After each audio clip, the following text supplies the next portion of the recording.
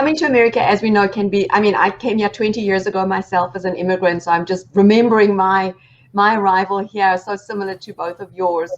But culture shock is a very real, well-documented experience, and it's very common in the beginning that you have like the honeymoon, and then you can go into what's called the dip, right? It's very common. People go into the dip, some people more than others, depending on the circumstances, depending on the personality. It's very common for a few months to go into a dip.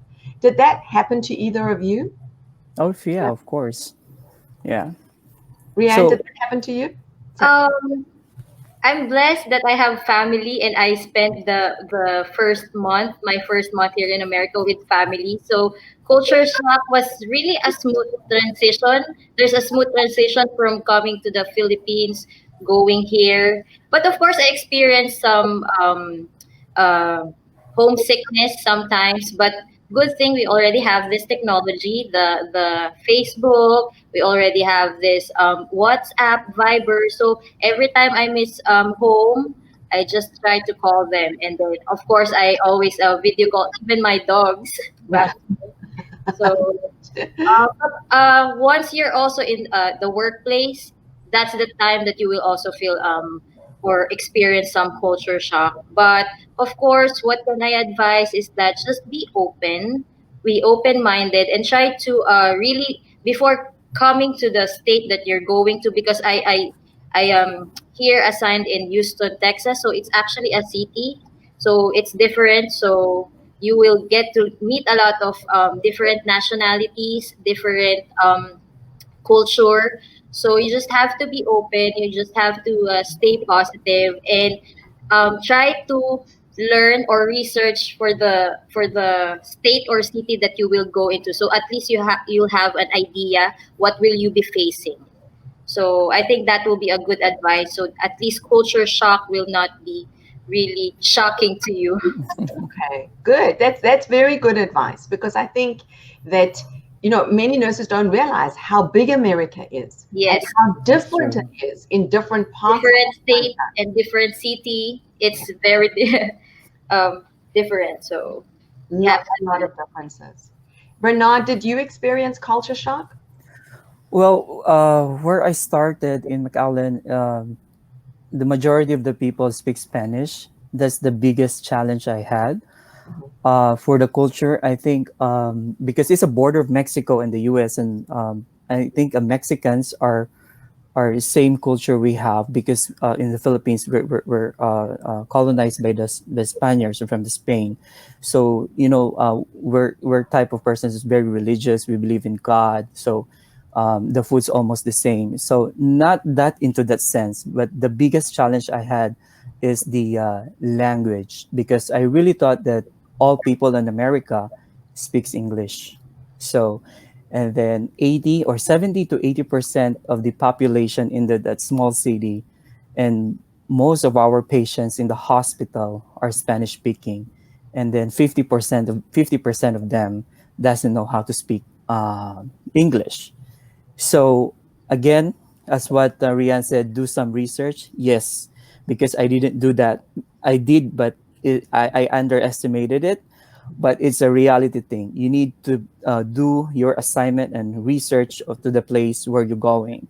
So if if like time will come back, if I need to go back to that time before coming to the United States, I should learn how to speak basic language on Spanish, because it's really hard. Because there's one specific example I have when I have a patient taking care of that Spanish speaking patient, and then I did the wrong thing. It's a lesson learned, and then she doesn't understand English at all, and then I want her to sign the consent for a surgical procedure, and then the husband said, you're here in America. Most people speak Spanish here in Texas. Like, you should know how to speak Spanish. And I said, okay. You know what, sir? You see that flag out there? That's United States of America. And I came here. I learned English. my English is my second language. So as far as I know, I should, everybody should speak English. But the reality is that I'm wrong. Like in America, people come here with, it's very diverse. We come here because we can practice our religion, our language, whatever you want to do, as long as you cannot hurt somebody. Okay. So, but it should be in a good way. The right way to do is to, like I get an interpreter from the hospital, to help this patient understand what is the procedure all about, and then why is she or signing the consent. So yeah, language is a very big thing here in America. It's not only about English. Spanish is like 50%, and then American or English language. Yeah. And again, it depends where you go to, because there's some Yes. parts of America where maybe that doesn't come up as an issue at all. Rianne, have you experienced that as a challenge? Language? Luckily, because I just arrived here in the US 2019, there's a lot of technology, as I said. So when I encounter a lot of Spanish-speaking people, or even Armenian, or even other language, there's already the Stratos. The Stratos, the interpreter. So you just have to call through your Vocera. Mm-hmm. That's a small, like, it's already a voice activated. It's not a cell phone, but it acts like a cell phone. It can call. So that's one of the new technologies here in America that I don't think Philippines has yet, but hopefully they will have it soon too. So that's what we call Vocera, and then you just have to press Vocera and then call Stratos. Stratos is the one who will.